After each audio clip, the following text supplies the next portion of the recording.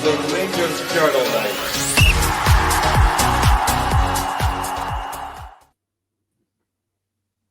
Hello Bears, Monday now, 15th.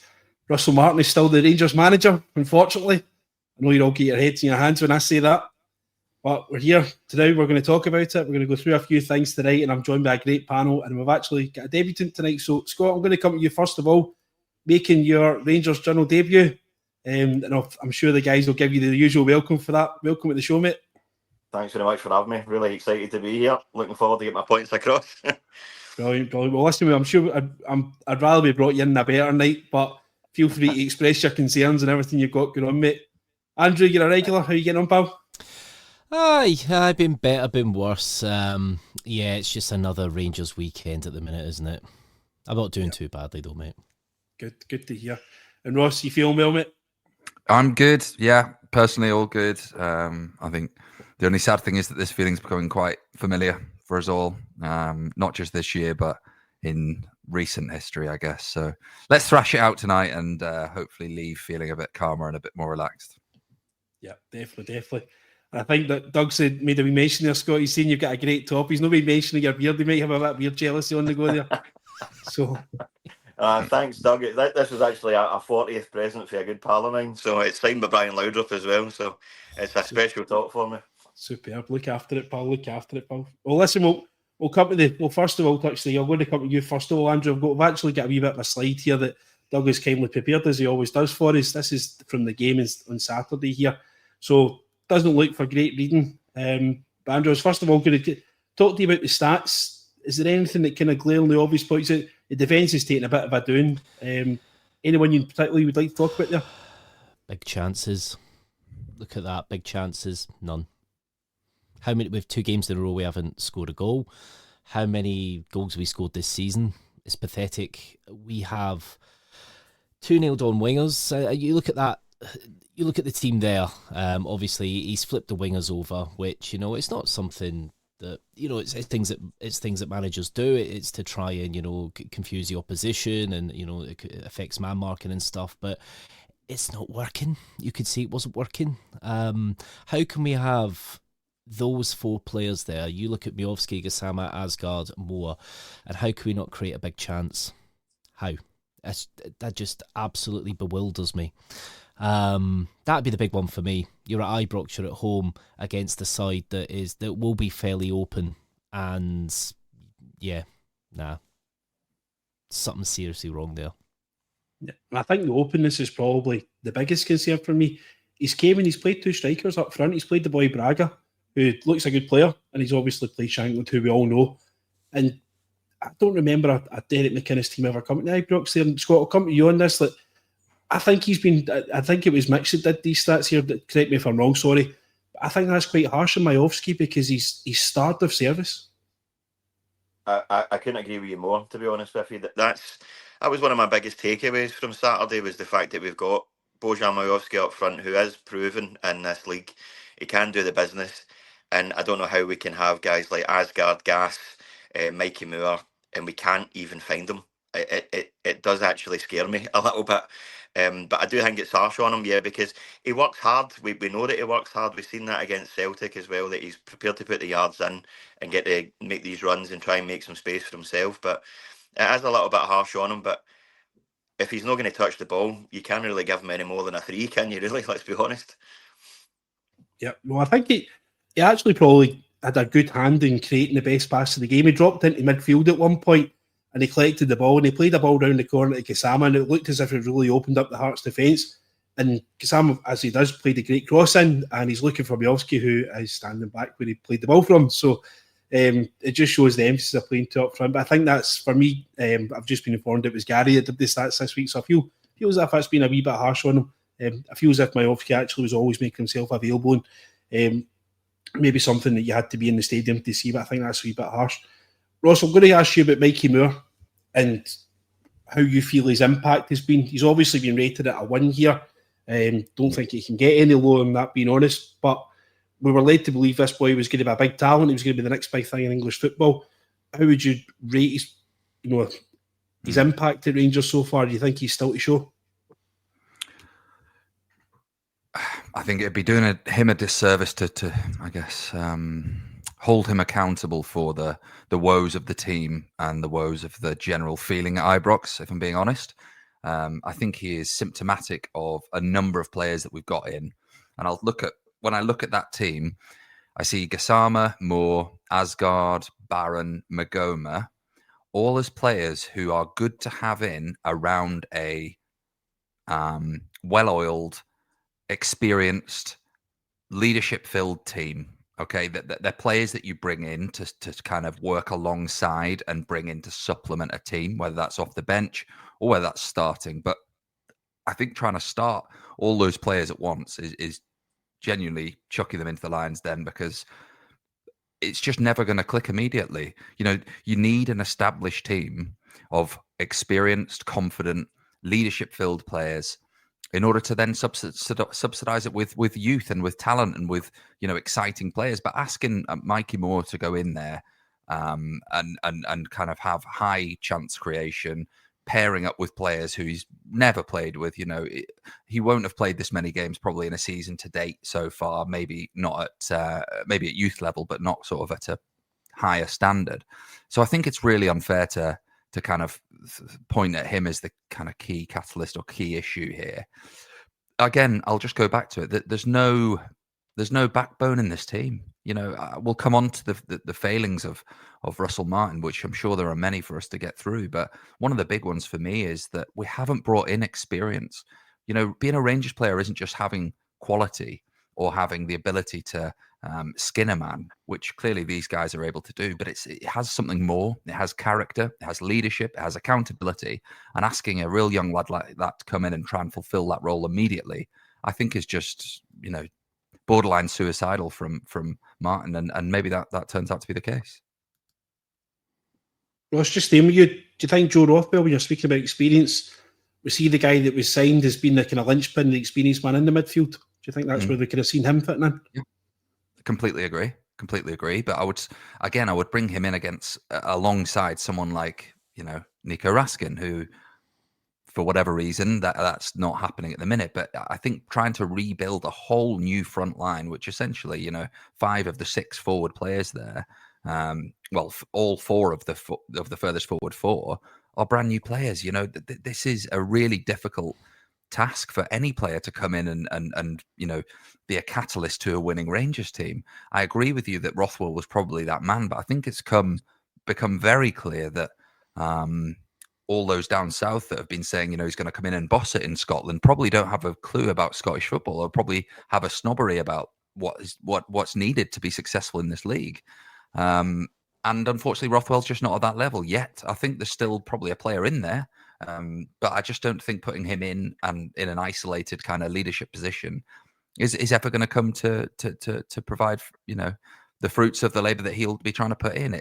It's just a really mismatched team of reliance on youth, reliance on inexperience, and even the players that are experienced in there, Diamande and Barron, probably aren't at the level we need if we're being really brutal about it. So it just feels like the recruitment has, you know, well, it's just got a lot to be desired, in my opinion. Yep. Andrew Ross has mentioned Diamande there, and it was actually something that I wanted to kind of highlight. For me, Diamande's culpable for probably the 2 goals. If you actually look at the replay, if you can bring yourself to do it, if you look at the replay for Shankland's first goal, Diamande's actually followed Shankland right up to the edge of the 18-yard box and just clearly just let him go. And I don't know if he's given Jigger the passing on shout.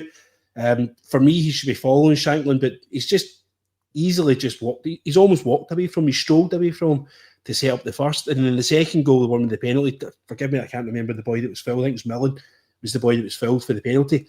He's went past. He's went past. I think it was Tavernier. He stood up by Souttar. Souttar's basically got him 1-on-1. He's got a good angle on him. There's no real. And Diamande just seems to come out of nowhere, and just he comes off of his man who he's marking just to trip him up. Just a right lazy, horrible leg just get in, and it was clearly going to be a penalty. And I think giving Diamande a 4 here, and you're giving the likes of Majowski, Moore, you've got Jiggy, you've got Tavernier there. Diamande's a 1 as well. Diamande's given away, had a right big catalyst to giving away these 2 goals on Saturday. And again, it's something that we're raising issues about his performance. It's just, do you agree with what I'm saying? Or You think he was better than that? No, the thing is, this is something we're noticing with most players under Russell Martin. They seem to have the life strangled out of them a little bit.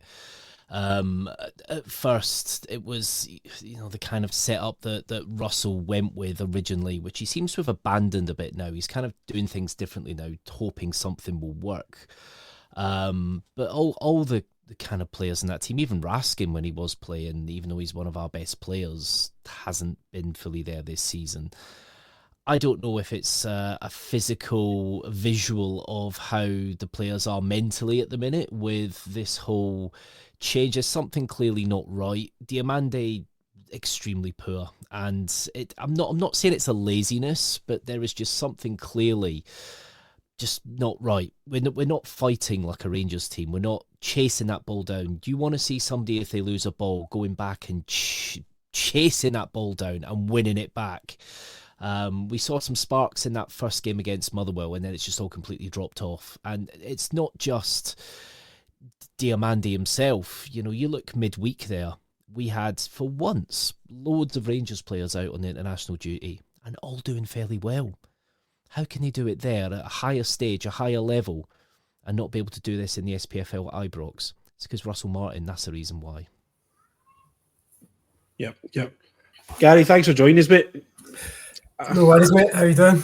Absolutely perfect timing there. We're just running over the players and what we thought. I don't know if you were listening in here, and I was just about to come on to referees. So thanks for joining us at the perfect moment here. No problem. And I think the disappointment of the result and the performance and all the trouble that's going on just now, it's probably hidden the fact that there was two absolutely deplorable referee decisions on Saturday against us. One to award the goal in the first place when Shankland's clearly controlled the ball with his hand when the balls came to him from quite a distance. So it's not as if it's jumped up there. And obviously the second one against the goalkeeper, the Hearts goalkeeper, whose name I would struggle to pronounce. What's your interpretation? Obviously, you know refereeing inside out. What would your interpretation be of the Shankland incident versus the likes of the penalty incident at Rugby Park yesterday? I have to admit, I've not really seen too much of the Rugby Park incident. I've seen one little clip on Twitter, but it did look like it was a deflection and his arm wasn't in a position to block the ball on the way to goal. So I would say the deflection would be a suitable mitigation for that one, just on what I've seen. I don't know if any of you guys caught the recent VAR show that's Gordon Duncan and Wally Collum. So the first clip they showed was from a Livingston and St Mirren game, I want to say. And it actually involved a deflection onto a player's arm, blocking the ball going to goal. And the decision was that it shouldn't have been a mitigation in that example, but it's a wildly different context. So you don't know if that video clip has been in the referee's mind, given it was only released at the end of last week. And they're now thinking that deflections aren't a mitigation, and that's why that's been given the go-ahead. I don't know, but in my opinion, it shouldn't have been. And I think on Sky Sports Ref Watch, they also said some more. The deflection was a mitigation. On Lawrence Shankland, I can't quite work out why it wasn't given. I think even Shankland's come out since and said that he was expecting it to be chopped because he handballed it. The only thing I can think of is sort of two reasons why they've not given it. It would be they think it's not the same attacking phase of play, which I couldn't quite work out, because for an attacking phase of play to finish, it has to be a change of possession or some kind of defensive touch on it, and the momentum of the move has to have finished essentially. That didn't happen. The ball was quickly played up to Braga, who was one-on-one with Suter, who then waited on the Shankland run, and then he finished for the goal, obviously. So the attacking phase of play is still the same phase, in my opinion, and I don't think there's anything that obvious that would say it isn't. Also, the only other thing I can think of is they're not sure it's definitely hit his arm where it's hit it, if it's hit it higher up in the sleeve. But again, I think this isn't just a Scottish thing. I've noticed this in England as well, where unless there's 100% objective proof that something's happened, they're quite against calling anything. So the subjectivity of it, i.e. you don't have 100% proof, but you can see 99.9% chance that it's hit the lower part of his arm at the elbow. So again, I think it's a mindset thing that's caused that to be, unless we have 100% concrete proof, we're not overruling it. Yeah, it feels for me as if there's any element of doubt, even as little as 5%, they just let it go. We'll let the play go through. If something happens, we'll let the VAR sort it out. And it's almost as if VAR are making the big calls and the referees on the park are really just there to pick up shies, pick up corner decisions and stuff like that. The occasional yellow cards, dissent and stuff. But the actual big decisions, your offsides, your serious foul plays, your handballs, it seems as if it's the VAR that's actually making the decision. And I don't believe that's fit for purpose. I don't believe the technology is good enough. I don't believe that the personnel involved are qualified enough or experienced enough to make these decisions. And I think the onus has to get put back on more to the referee. Scott, I'll come back to you, mate. Sorry about skipping you over there. Just an opportunity to ask Gary there with the kind of big question there. There was a second instant where the goalkeeper was deemed to be fouled. What was your kind of thoughts on that? What was your interpretation of that one? I've said for a long time that I think goalkeepers are far too protected, to be honest with you. I mean, Asgard wasn't... I mean, obviously there was contact there, but I mean, went down as if he'd just been shot. I don't think it was a foul, if I'm brutally honest with you. The fact that it wasn't really looked at for that amount of time either, it just kind of passed over and it was sort of, right, okay, no goal, we'll move on. It bothers me a little bit. It come back to the sort of Shankland handball as well. The fact that it was looked at for seconds and then just dismissed is a bit confusing, to be honest with you. But I thought the goal should have stood with Asgard. If the goalkeeper's allowed to challenge for the ball when the ball's in the air, then the attacker is also allowed to look to challenge for that ball as well. Fair enough, like I say, there was contact, but I don't think it was sufficient enough to take the goalkeeper down in the way that he did. But that's just my opinion. On its valued, I think 99.99% of the Rangers fans would agree with you, mate. And I think even neutrals would as well. To be honest, the goalkeeper didn't look to be challenged too heavily. Ross, I'm going to ask you something here, something that I've kind of picked up on is body language within the team. And even in the sidelines, when the Hearts goal was ruled to stand, the first one from Shankland, Russell Martin standing with his hands in his pocket at the time. And he is kind of having a wee go with the assistant of the fourth official. He's got his hands in his pocket when he's doing it. Body language seems to be a big thing for me that's coming there. And even when the Hearts penalty, Butland's obviously had a great save. Unfortunately, the rebound goes in. But nobody's running in. Everyone's standing on the 18-yard line and nobody's making an attempt. And it's almost as if they believe that the ball's in the back of the net before it even is. Are you seeing the same things that I'm seeing as far as body language is concerned?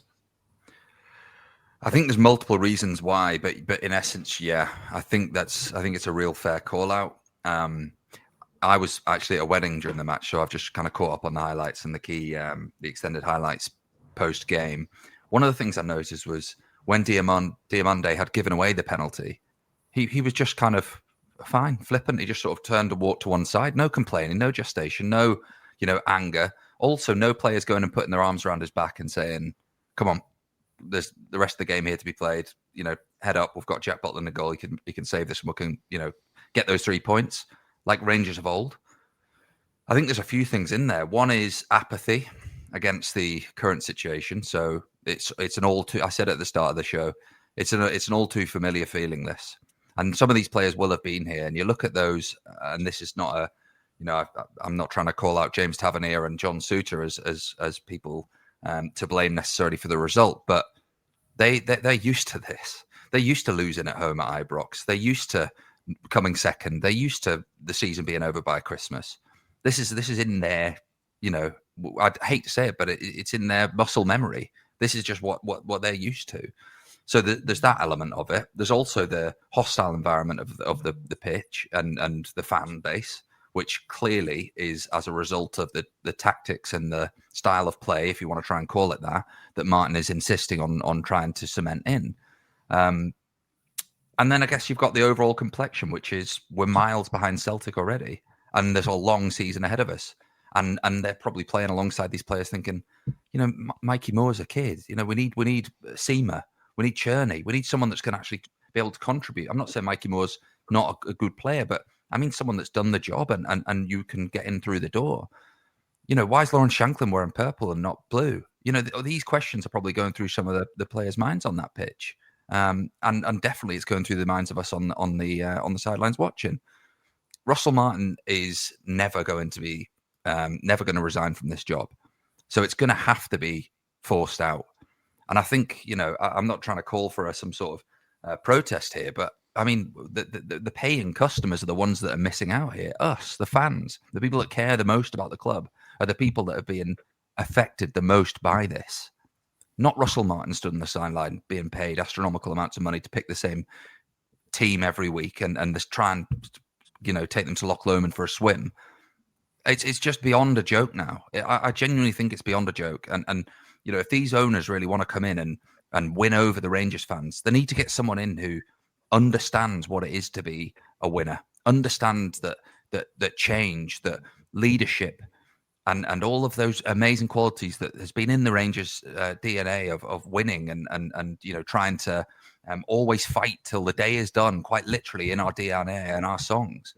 That's who you need in the door, not someone that's trying to, Rangers has never been a football club, a test bed for a philosophy on football. It never has been. It's been a test bed for bringing youth through, but winning and winning and winning. That is what Rangers has been about. And I just think that the players know it, the fans know it, and I think Martin knows it. And I think that's probably the key explanation for the body language. Definitely. Andrew, I'll come to you next, mate. And it's actually coming in the comments as well what I was going to ask Jamie, so I'll give some credit here for Gorilla Tag 25. Why hasn't he been sacked? What reason must the board have? There must be a reason. What is the reason? What possibly could be the reason that he's still in position? That is the $66 million question at the minute, especially today when you've seen a couple of clubs. You've seen the Mönchengladbach manager be sacked after 3 league games out in Germany because they're not good enough. There was another club earlier today. That was it, Leverkusen as well, because the results aren't good enough. We have had the worst start since 1978, and that includes the banter years. Come on.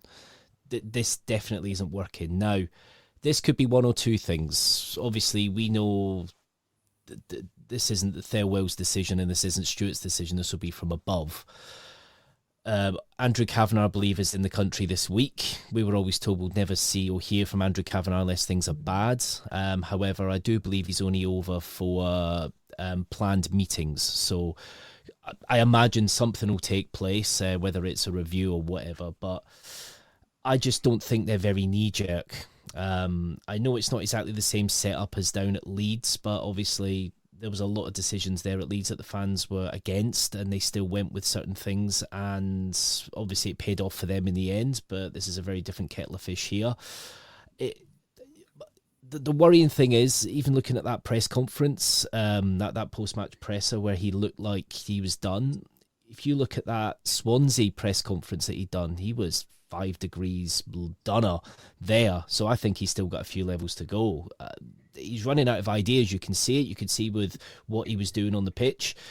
And surely the people from above see this. The fantastic interview before the season started with Scotty and Matt Mayoko, how he would say Parag Marathi would watch Leeds on the telly. He's passionate like that. He would tune in at 2:00 in the morning. They are seeing this. They are seeing what's going on. This isn't good enough, and they are hearing it. They just have to look at social media and see how toxic it is. You don't just need to look at the stands at Ibrox.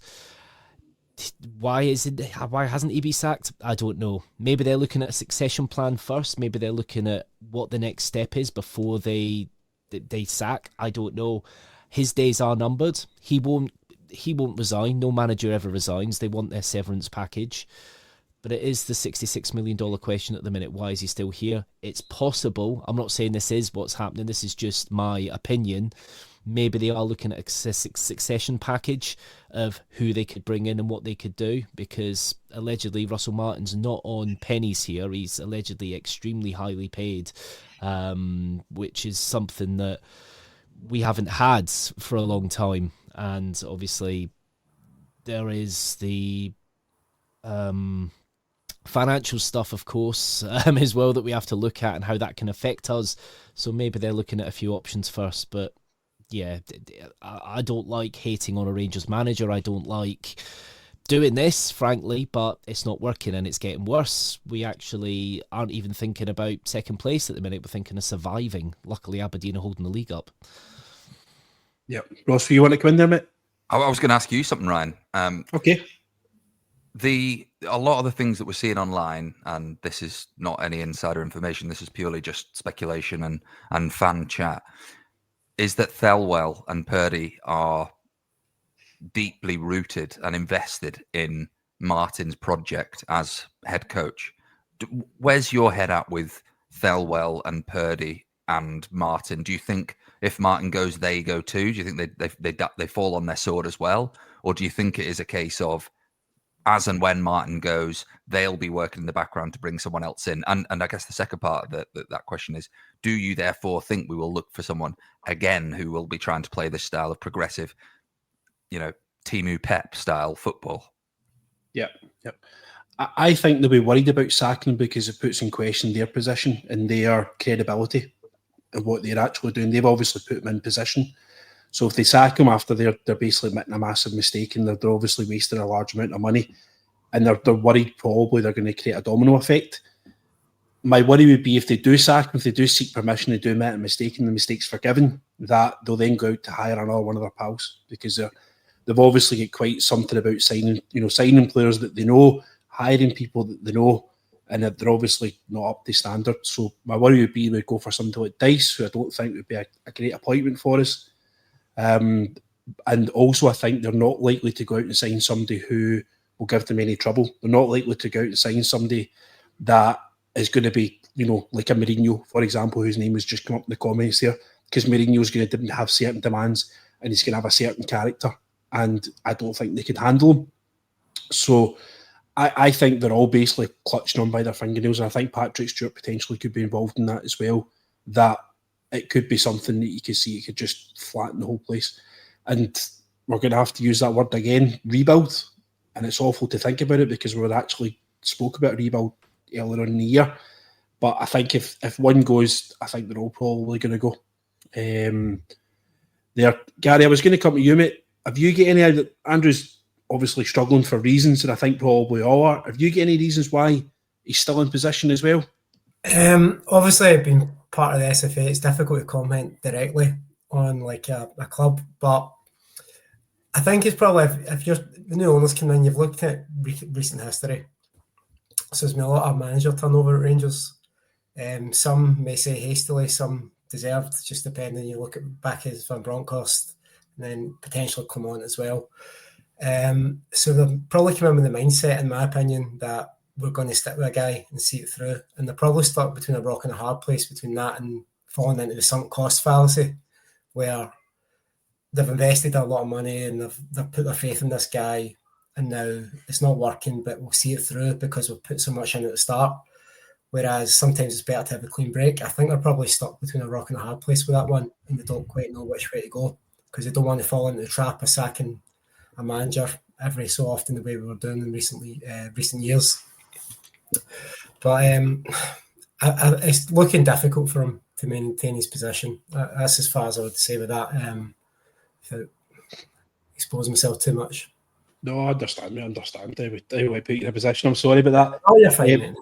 There, Scott, I ask you, but probably the only reason I can think of is the financial implications of sacking him. Do you think that might be something that's there that they're possibly looking to think, right, we don't want the financial outlay? Because it's not just the manager, it's his backroom team as well, potentially. Do you think that's the only reason?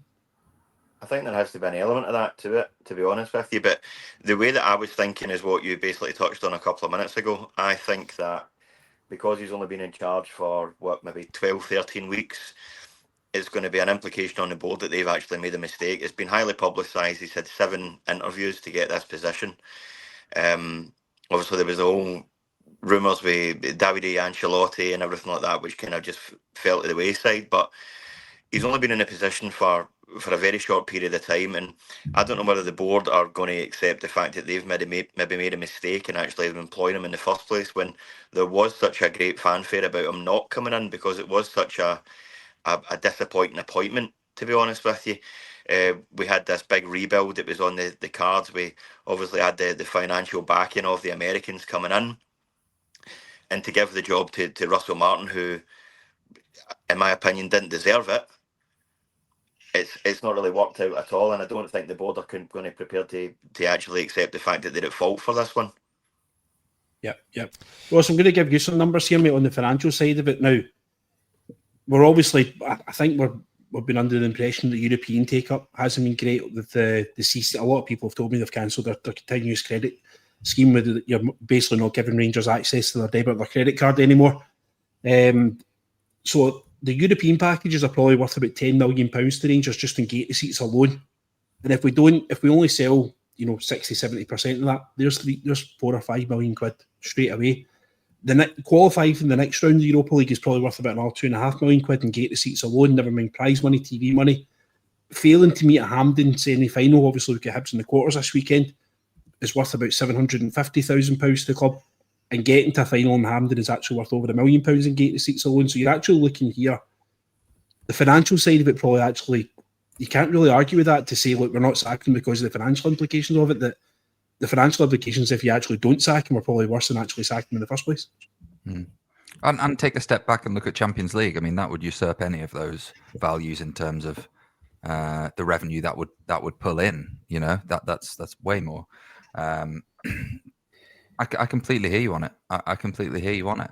It's I think what's happening is we're noticing that there is a surgical detachment of the owners and the noise, which I'm not saying that's necessarily a bad thing, and they're making decisions based on the advice, the experience of their own careers. They will definitely have advisors and people close to the game to try and provide insight and information and data analysis, which we know is a critical part of the way they do they go about their business. But the for us that is feeling this week in, week out, we are the ones that will be acting with with the withdrawal of our cash, the withdrawal of our wallets, the withdrawal of our feet into the stadium, and what kind of a message does that send out to the players and to the management of Rangers Football Club when we won't even turn up to watch it because we're that disassociated from what we're seeing on the pitch. And I think that the lack of connection between the fans and what we're seeing is surely obvious to anyone, even if they're not a football, in and around football 24/7, as the owners clearly aren't. There's a huge disparity in between the expectations of what we want for our football club and what we're seeing. Now, can he bring that back? Can he broach it? I think if we were to say under any normal circumstances and it was a manager that came in and certain things weren't happening and we were creating loads of chances and decisions weren't going our way and we were scoring goals but conceding goals and injuries played a part and all these factors that can affect a manager's success level, I think there would probably be a bit more grace to understand that the players are still behind the project. They really believe that what they're doing is the right thing. The fans are seeing shoots of quality and real performances that are setting the team alight, but it's just not that final bit.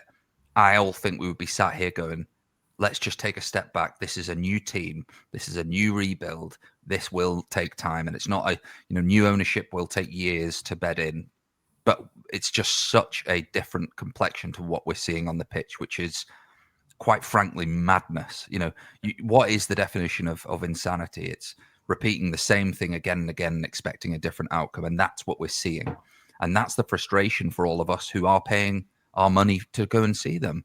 So it's one thing, taking the higher, longer term business approach, but there's a whole other thing being a football team that wants to be competitive, to win the majority of your games and be successful in reaching your targets of, a successful European campaign, winning the league, winning the cups, and bringing youth through that you can sell on and make a sustainable football team for a profit point of view. None of that, nothing of those targets that I've just mentioned seems realistic this year. Nothing. So if you want to strip it back to business basics and KPIs and financial delivery and things like that, we are miles away from hitting any of those. So I hope in some way that's the level that they will realize that this is not the right appointment, because, clearly we're feeling it emotionally, but even from a tangible objectives point of view, it's miles off it. It is miles away from where it needs to be. Yep. Gary, listen, thanks for popping on, mate. Gary's got to head off, guys, but thanks for popping on and giving your expert referee analysis as always, mate. No worries, guys. Cheers, all the best. See you soon. Okay. See you again, mate. Thanks very much. You, Bye. Andrew Ross is talking there about KPIs. key performance indicators, things that you have to do, that you have to meet. Your targets effectively is maybe an easier way to describe it. Give me 3 things that Russell Martin had to get right when he was announced as the Rangers manager. What were the 3 things that he had to nail down early doors? Because by his own admission, he wasn't welcomed. A lot of people didn't want him. What were the 3 things he had to do straight away to convince us that he was the guy for the job? Trust, I think, with the players, trust with the fans. The second thing I would say is tactically, as in tactics. I think he needed to nail down something simple. We've seen a lot of this philosophy football at the minute. Obviously, it's very publicised in the EPL at the minute with Amorim and Manchester United about how it doesn't work, and there's a lot of teams that are undoing it very simply. So I would say getting the team to trust the manager and the trust in what he's doing. The last manager we probably had that was probably capable of that was probably Gio. You know, players looked up and respected him. Same with Steven Gerrard. I just don't think these players have that level of trust, and I think some of it does come down to, you know, you look at Russell Martin's career. I know that's a bit different, but you know, there are footballers that won't necessarily look up to somebody like Russell Martin. You know, they've seen his press conferences from before where he talks. He's always blamed the players. This is something that we've seen, you know, for years. He talks about the players have got anxiety. They're not following what we're doing. They're not doing what they're doing in training. Constantly throwing players under the bus isn't going to help them. Even if some of it is true, you have to be tactful. So, yeah, I would say trust is the main one. Second one is, of course, tactics. Get the players to understand something simple. We play in Scotland. We don't play in some league where, you know, we are potentially going to be relegation fodder. Well, even though we're in that kind of situation right now, you know, you need to just introduce a simple style of football that's attacking. You know, you look at Ange Postecoglou, not to bring him into this conversation, but it was quite simple. Yes, it had its frailties and they were quite obvious, but it worked, and it worked in Scotland. Keep it simple. The third one, it's getting, I think, the fan base on board as well. It's getting the fans to know that, look, we are going to do something here. We are going to challenge and back up what you're saying. We've seen all the kind of cutaways about, oh yeah, we are looking good this week. We're looking great. Fans don't trust them now because they're hearing the same things every week about training. We're hearing the same things. What they're doing at training is different to what they're doing here. I think the trust has been severely damaged between not just the players, but the fan base, especially with the Nico Raskin stuff. I think that could have been dealt with much better. There are instances and incidents that do happen within teams at times. There might be players that, I'm not saying this is what it is, but some players do overstep their mark, and it's dealt with internally. The player's missing this weekend. He's got a slight strain. He'll be all right. He'll be all right for next week. This turned into a circus, and it turned into a mess. And it's not something you want to see from your best player, even if you are looking to lay down who's boss, if that is the situation. And with the players, you can do that internally, not kind of make it into this kind of mess. You saw that media circus, even though he said, oh yeah, we're fine, we're all sorted, we're fine, but then he's not in the team at the weekend, so, well, it clearly isn't fine. But sorry, I'm going off on a tangent here, but it's... Trust with the players is the main one. You have to have trust with the players, the playing squad. They have to believe you and believe what you're saying. They will do what you're saying if they believe it. These players don't believe in this. They don't believe in this system. They don't believe in it. You're seeing too many good players, too many decent players that have played fairly okay for us in the past, now playing badly. You're seeing players that are coming in that have got good pedigree, that can play well at international level, playing badly now. Yes, some of it could be put on some of the players, but this all boils down to the manager. When you've got a manager there that says, once them players are out on the park, I can't do anything, you're not a manager. Sorry. Yep. Scott, add one more onto that, please, mate. The biggest thing for me, outside of what Andrew said, is probably recruitment, to be honest with you. Obviously, the amount of sort of dead wood that we had last season, after the misery that was last season, he had to oversee an awful lot of incomings and outgoings. He's been back financially. He had to get the recruitment bang on. weirdly enough, even though the players aren't playing, I don't think it's that bad, to be honest with you. The likes of Tello Asgard coming in, I'm still excited about. I still think he'll be a really exciting player for Rangers. There is some players that have come in that I've not been that thrilled about. I was happy with Joe Rothwell coming in. The biggest concern that I've got at the moment about his recruitment would be the amount of loan players that we brought in. We've got a back line there that is made up 90% of loan players. I'm a big believer in having a spine of a team and being able to build success from a strong spine of a team. And we don't have that when there's a possibility that Aarons, Cornelius, Giga, Suter, Magoma aren't going to be there next season. Where does that leave us? It leaves us with James Tavernier. That's it. I think that you needed to get the recruitment bang on. Some of it's okay, some of it's not, but that was the thing that kind of put me in the back foot with Russell Martin kind of straight away. The fact that it was a sort of an unexciting, uninspirational recruitment by the board to appoint Russell Martin. He's never really had the opportunity to work with a lot of money before. He's only really worked in England, and my biggest concern was the fact that he would go down south and start looking at players again, which is exactly what he's done. And let's be brutally frank, the way that Russell Martin wants to play, I don't know what the way he wants to play right enough. I can't quite work it out, but it's not worked as yet. And that was the biggest thing for me, was this complete overhaul of the first team squad. Yep, definitely. Ross, it's unanimous and it's obvious, and it's just a matter of time that this is going to happen here. Andrew mentioned earlier on that he thinks that possibly he could still be in situ at this moment in time because we're building a plan to basically replace him immediately as it comes. Now, we've usually, when we've lost a manager, we've actually appointed an interim manager. Do you think that's the route we're going to go down here, or do you think we should be looking to go permanent? I'd be very surprised if Andrew Kavanagh and Parag Marathi aren't already on a shortlist. I genuinely believe they will be. These are experienced businessmen, and if they are worth their corn, as we believe they are, and they're credible and they're very diligent in the way they go about their business, I'd be very surprised if they haven't got a shortlist. The question that I asked you earlier is the one that's really worrying me, which is more about what's next. Are we going to try the same project manager that has a philosophy and a stubbornness, a Ten Hag, an Amorim, a Martin, I guess you could say, in that ilk as well?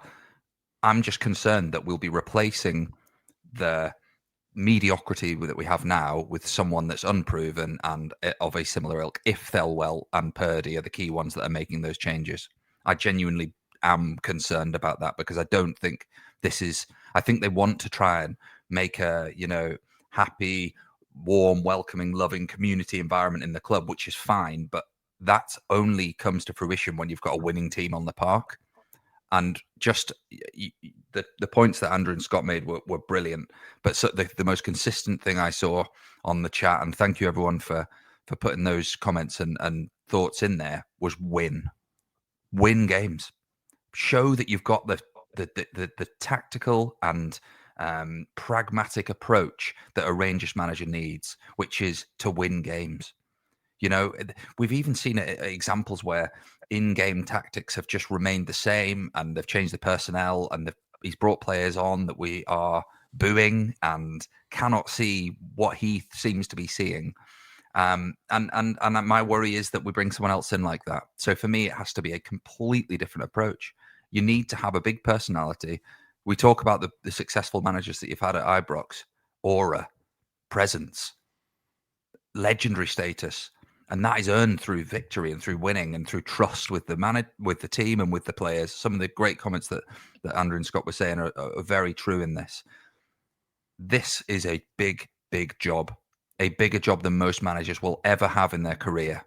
And I think Martin knows that now. And I think Thelwell is probably starting to come to understanding of that.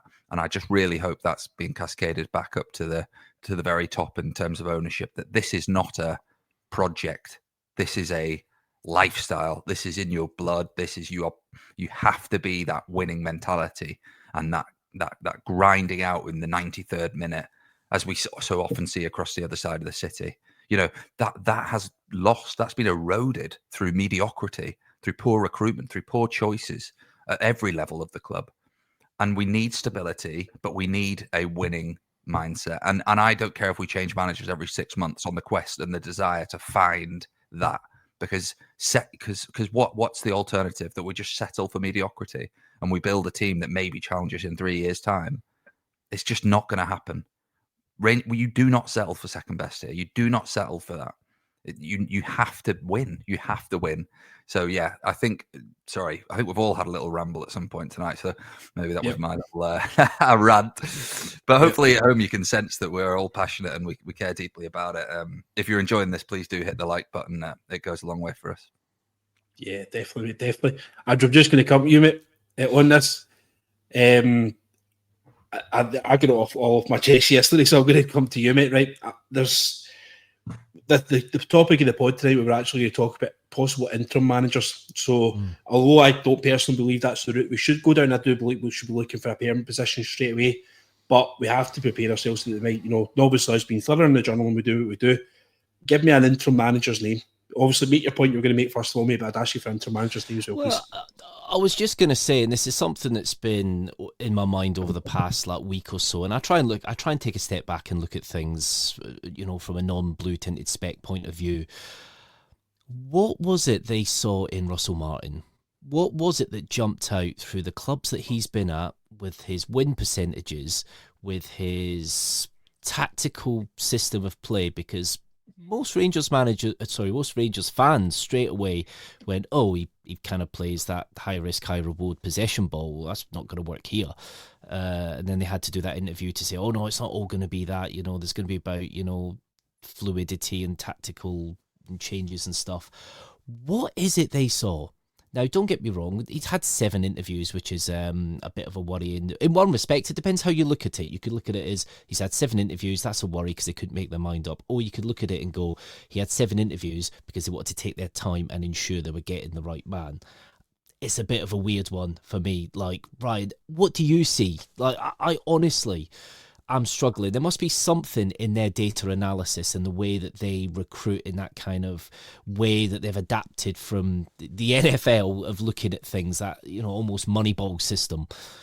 What is it do you think they've seen? I don't believe he was ever the number one candidate. I think they panicked. I think they were all in Gerrard or Ancelotti, and I think they were dwelling on it because they couldn't make their mind up, because I actually believe they had 2 decent candidates in Gerrard and Ancelotti. And for whatever reason, however it happened, they've made an arse of it twice with both of them. And they panicked, and they've just looked to see who's still got an application in, who's still available, who can we get here quickly. Russell Martin was still there. Doesn't need to get work permit organised, doesn't need to do much.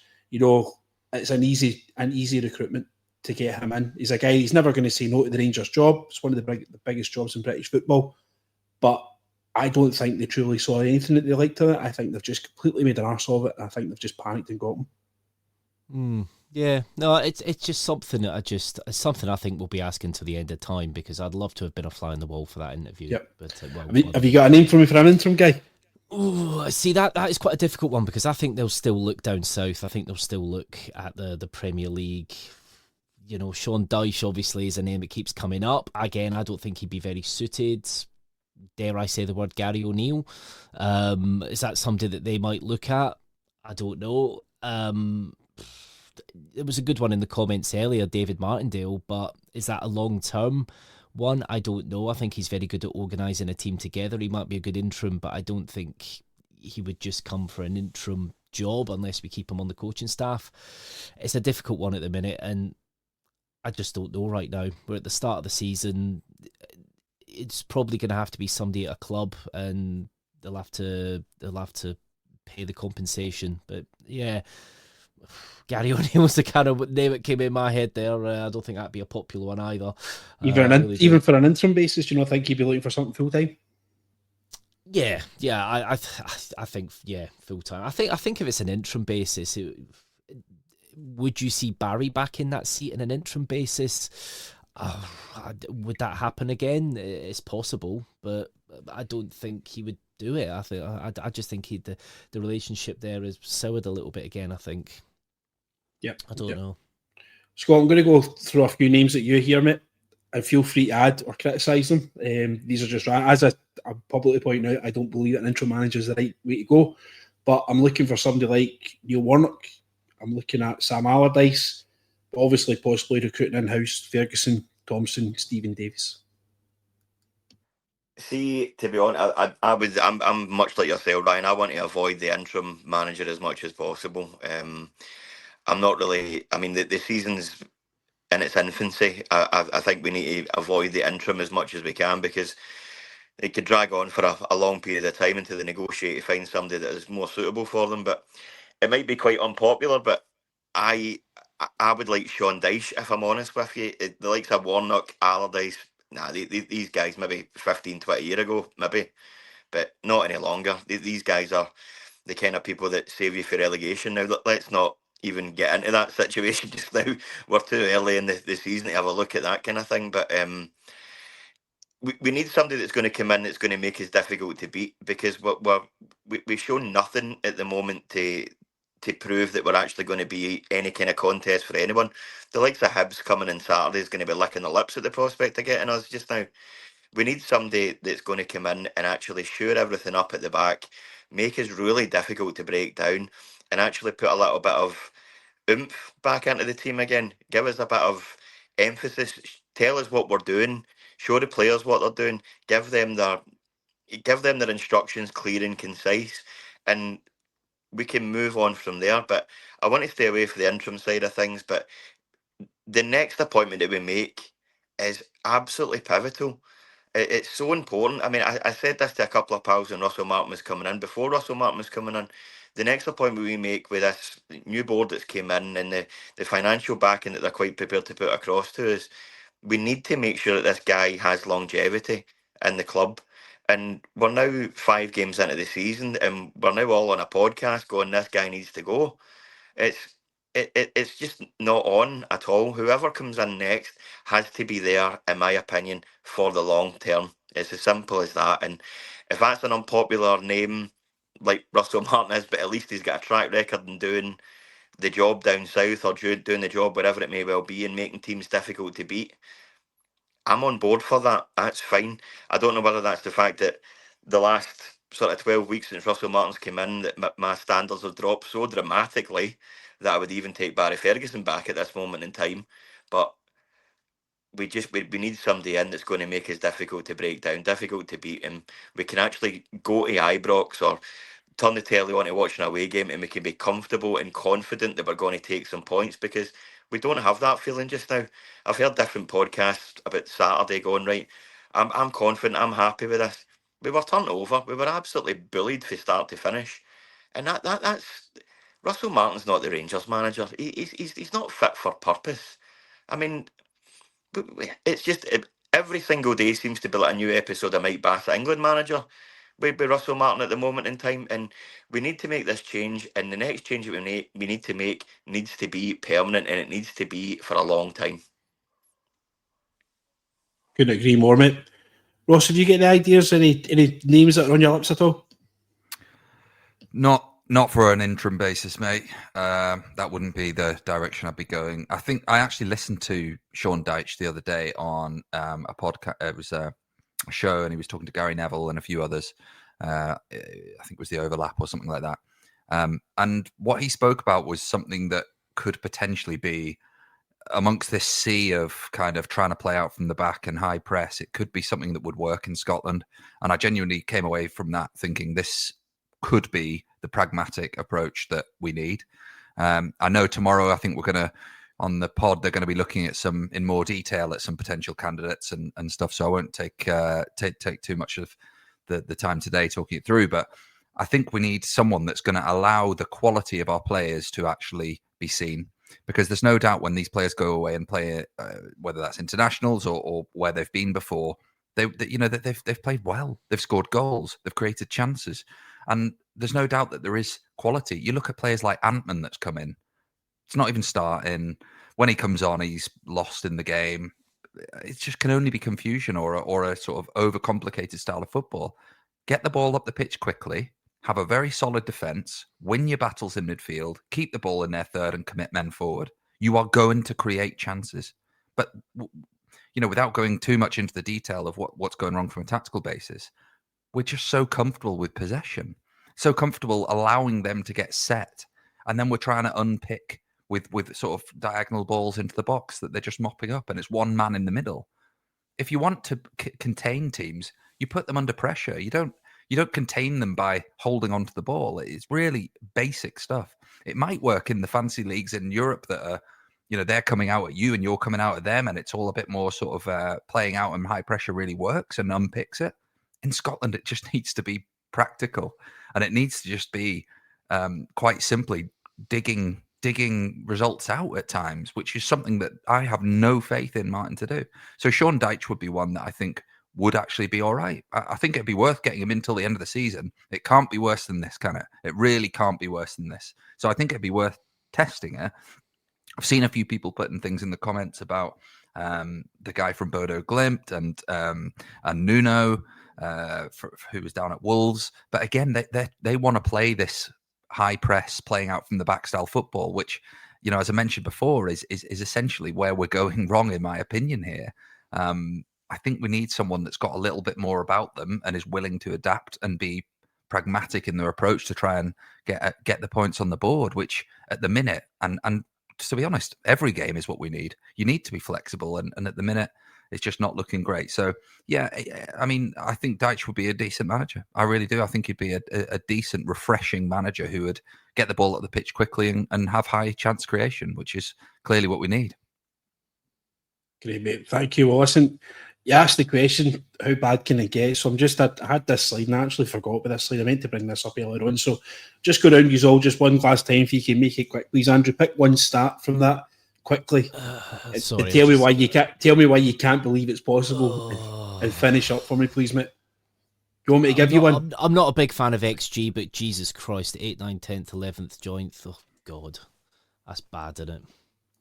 Yep. So we're expected to score the same amount of goals as the likes of Falkirk. Teams that are in the bottom 6 of the league there. Any final thoughts before you head off, mate? No, that's it, pal. That is just drab reading. No, it's just not good. It really isn't good. This is no disrespect, but this is Partick Thistle levels. Yep. Scott, you're doing the extreme close up there from Wayne's World. Do you want me to give you one, or can you see them? It's all right, I've got you now. I agree with what Andrew is saying, but I mean, the thing that kind of sticks out for me is percentage of passes back the way. It's been a kind of bugbear of mine since Russell Martins came in, the fact that we could sort of have the ball in an advanced position up the park, and before you know it, within 3 passes, it's back at Jack Butland's feet again. That just kind of sticks out for me. Obviously, there's been the shots against us and everything like that. It's grim reading. I could have done without seeing that before my bed, thanks. And obviously your debut, you're talking about back passes there. There was one that we actually get denied a penalty, and I can't remember who it was against. I said it wouldn't matter. We wouldn't have scored the end. We just have passed it back to Jack Butland, so it doesn't matter if we get a penalty kick. Yeah. But, listen, you've made your debut tonight. How have you felt? Obviously, a wee bit nervous. Are you doing okay? A wee bit nervous, but I appreciate you helping me through it. Much appreciated. Thank you. No problem. Well, listen, we'll get a friend of the show here who you'll be coming aware of this guy. This is the guy your mother warned you about, Curry, and he's already given you an endeared nickname. You're now forever known as Captain Caveman. That's a change for Gimbly or whatever it's called in my work. Yeah. Listen, he's tongue in cheek. He's a great guy. I'm sure you'll meet him at some point in the nights out and stuff like that. He is only kidding on, and he's having a laugh with you, mate. He wouldn't take the mickey at you if he didn't like you. Oh, well, it's good to know. All right, but thanks for coming on, mate. Ross, Thanks for having me. One we start there, just finishes up, Paul, please. Yeah, of course. Yeah, conceded goals 10th. I mean, that is abysmal. You'd understand if we were scored the top amount of goals in the league and we were just playing risky football, but it was paying off and we're scoring 5 and conceding 3. You'd understand it, but it's just dismal. Truly, truly dismal. But I've enjoyed being on with you, gents. So thank you very much for having me on. It's been a good laugh and very therapeutic. So thank you. No problem at all. Thanks for joining us, guys. Well, listen, guys, we'll get finished up now. That's us hit the hour mark. I'll get my Chucky's chewed if I go over the hour. So thanks for everyone joining us there. And if you haven't, please like and subscribe on YouTube. The guys tomorrow night are going to be talking about potential replacements for the manager. So you all know who I want for it. So if you wouldn't mind liking, subscribe, we'll be on every single night this week to give you your your nightly therapy session and talk about Rangers. But thanks to everyone that's joined us, everyone that's contributing in the comments as well. And always remember, every night is a Rangers Journal night. Thank you.